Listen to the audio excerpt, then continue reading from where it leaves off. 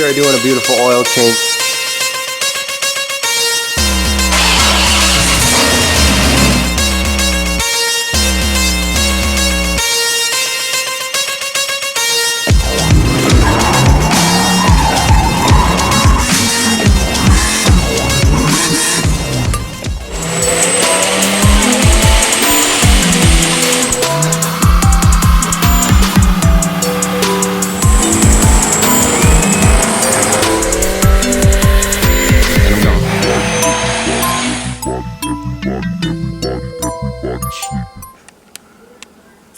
So what we got in the mail today is a cartridge for our turbo, which is a borgwarner S475 over here. The problem we were having, if you guys saw in my last video, is there's oil dumping out the exhaust. Yeah, look at it, it's all oily. It's even dripping. Dang. So instead of buying another $100 rebuild kit, like the one we have right here, and epically failing at rebuilding the turbo, we just bought a cartridge, which was actually only $100 more, already assembled. It comes with both the wheels and everything to go. But yeah guys, we're gonna get straight into it. The first thing we are gonna do is actually pull the turbo out. We are gonna have to swap the fittings on it. We are gonna take the drain and the feed off of it. And yeah, we're just gonna have to take the housing off this one. We're gonna leave the exhaust housing in the truck, so we'll just pull the whole center section and the intake housing off. We'll be good to go. And then we'll install this cartridge. We'll put all our new fittings on there and gaskets and everything. If you guys want to pick up one of these turbo cartridges, the link will be down below for my Amazon affiliation link. But yeah guys, we're gonna get straight into this and let's whip this turbo out.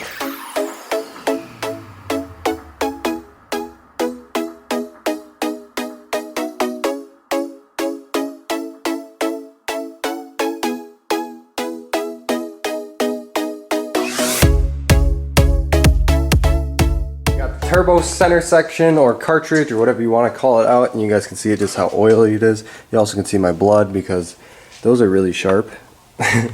But yeah, so as you guys can see, we have two identical center sections right here.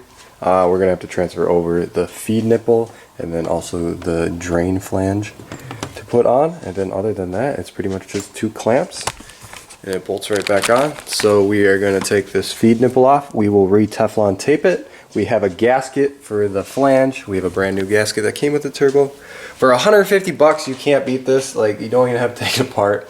It's balanced. When you undo them, you do spin the shaft, so you could unbalance it. I don't know, people have been saying that maybe because I took it apart, came unbalanced, and that's why it's leaking. I really don't know. It's leaking. I was going to buy an upgraded seal kit, but instead I just bought a whole center section because it was actually cheaper than the upgraded seal kit. Hopefully we don't have this issue again of it blowing the seal out.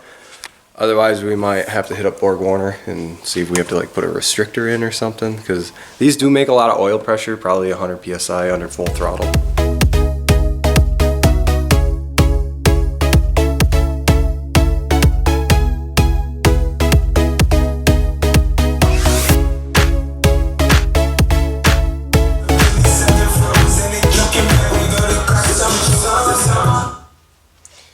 Real quick, 2 trips to wrapping Teflon. There is a certain way to wrap Teflon. You want the ending to like be pulled this way if you're righty-tighty, because you don't want the ending to face it while you're pulling it, because it'll actually spin it off. So when you start it, you want to be facing the Teflon this way, and then wrap it this way. So when it ends, it's pulling and you're breaking it this way. So when you tighten it this way.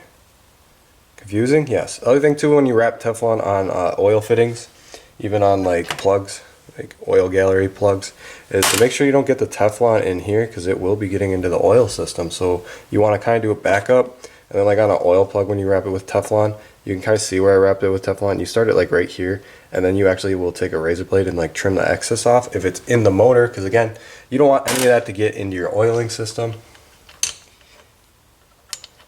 And then these are a pipe fitting, so it does not tighten down all the way.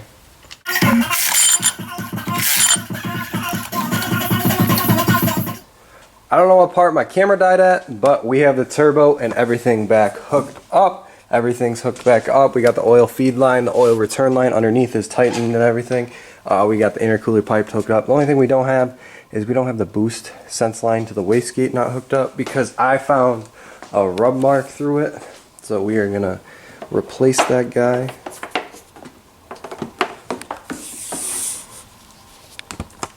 And right there, as you guys can see that flat spot, we have a rub through right there, or pretty close. And if that actually rubbed all the way through, it would over boost because the boost pressure that's supposed to be going to the bottom of the hat on the wastegate would be leaking out, and we would gain boost because there would be less pressure actually going to that bottom of the hat, so the spring pressure would take more over and it would over boost. So good thing we found that, because that could have caused a big issue, especially if we kept turning it up and it happened. Then it could have even over boosted from whatever we had the controls at. And we are doing a beautiful oil change, and we are running only the essentials for our Viper engine. Of course, the 836 Viper filter. If you guys saw that video of me cutting all these filters apart, you guys know that is the OG and the only one to run on these engines. And then of course the 1550 Mobile 1, because we got the turb ski and we got all the boost, so we got to have that thick oil to make it right. But yeah, right now the oil is draining. We'll take that filter off, replace the filter, fill it up with oil, and then we'll start her up.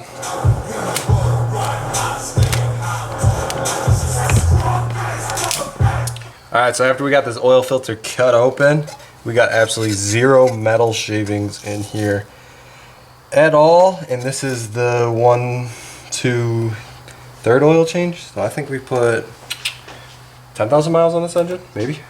So she's good to go, I think, because we didn't have any metal shavings in any of these oil filters at all. Oh, I guess I didn't cut this one open, so I don't know. But I think we had an oil, oh yeah, we had a 090 when we first built it. We cut that open, that didn't have any shavings in it, and threw that away. This would be the second oil change right here. So this one we had probably 1,000 miles on, maybe 2,000. And then we changed it to this guy, and then this one I think we only had probably again another 1,000 or 2,000 miles on it. And then this guy we had another 1,000 or 2,000 miles on it, and we have no metal shavings in whatsoever of them. So yeah, I think this motor is good. She's bolt proof, boys. So yeah, we're gonna dump in this beautiful 1550. We're gonna pre-fill our Viper oil filter, because I'm always a fan of pre-fill, because the most damage and wear will happen is when you actually do an oil change, because there's no oil in that filter. So when you start it up, it's actually starving for that 3 seconds that it has no oil.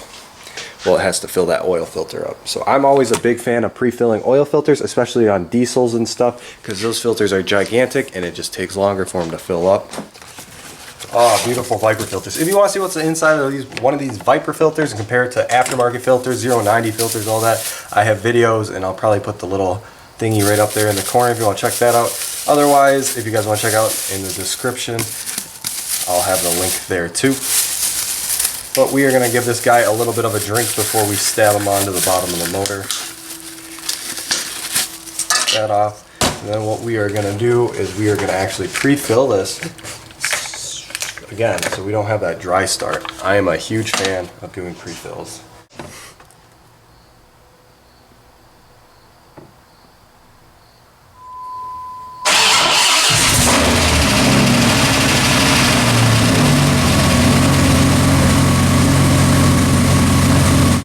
And just like that, we got a turbo again.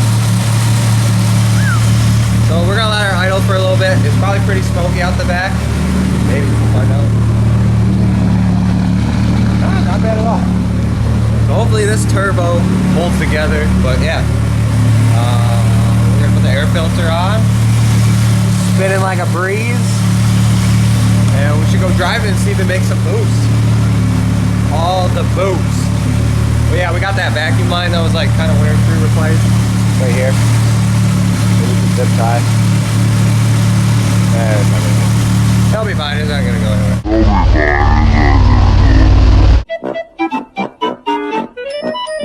But yeah.